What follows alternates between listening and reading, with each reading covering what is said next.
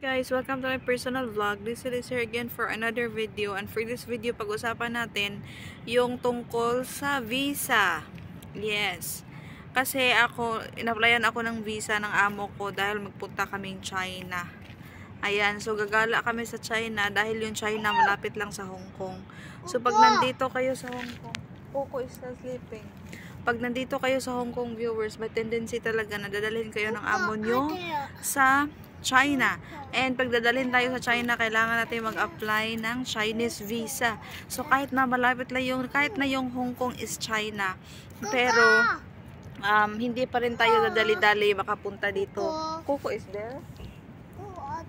Yes, sleeping. Hindi pa rin tayo dali-dali makapunta ng China. So kailangan pa talagang mag-apply ng ating amo at magbayad ng for visa fee. So ayun na nga, medyo stricto yung yung immigration dito dahil marami na mga cases na mga ibang lahi gaya ng mga Pilipino na magpunta sa ibang bansa gaya ng China at sinasama ng amo ay tumatakas. Yes po, legit po yan na may mga cases talagang ganyan. At nung nakaraan nga, kahit na dito tayo sa Hong Kong, pwede tayong magpunta ng China as tourist.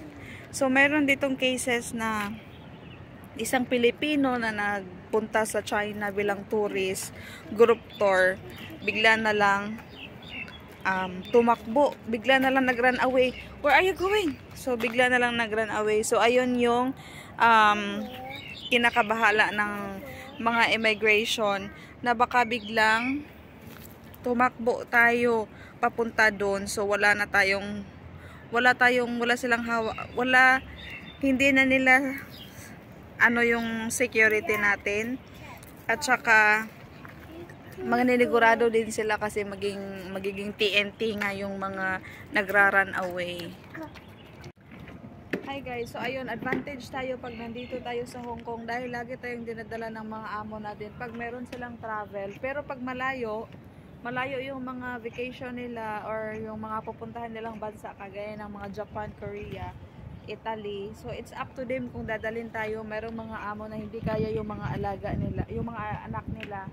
So dadalhin, isasama ka. So merong mga amo na maraming pera na libre ka lang talaga sa ticket.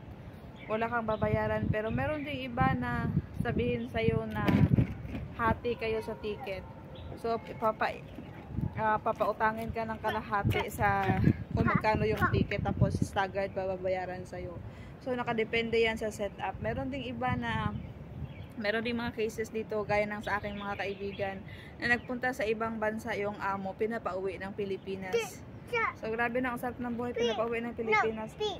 Binilhan ng ticket at saka pinabauna ng allowance kasi naisip nila pag nandito yung katulong nila, walang gagawin sa bahay.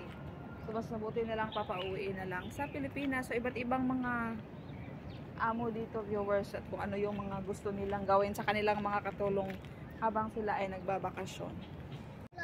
So, ang hinahanap pala sa akin nung nag-apply kami ng visa is yung aking passport, yung kontrata ko, at saka visa ko dito sa Hong Kong, at saka yung ID at picture. So, yun lang yung hinahanap ng immigration para ma-applyan ako ng visa. And napaka-strict nila, viewers, kasi yung visa na in-approve nila is isang puntahan lang talaga. So, after ko magpunta doon, completed na yung journey ko. Hindi na ako pwede magpunta ng pangalawa. So, ang mangyayari is mag-a-apply ulit si madam.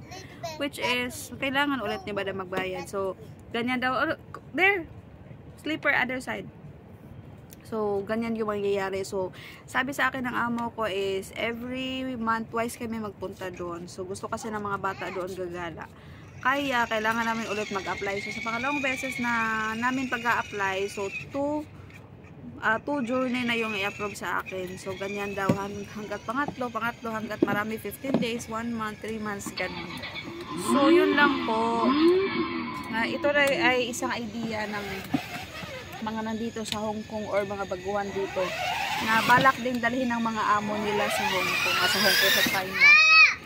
So, habang nagbabantay ako ng aking alaga, wala akong magawa, na bored ako. So, ayun, nagkwento na lang ako sa inyo.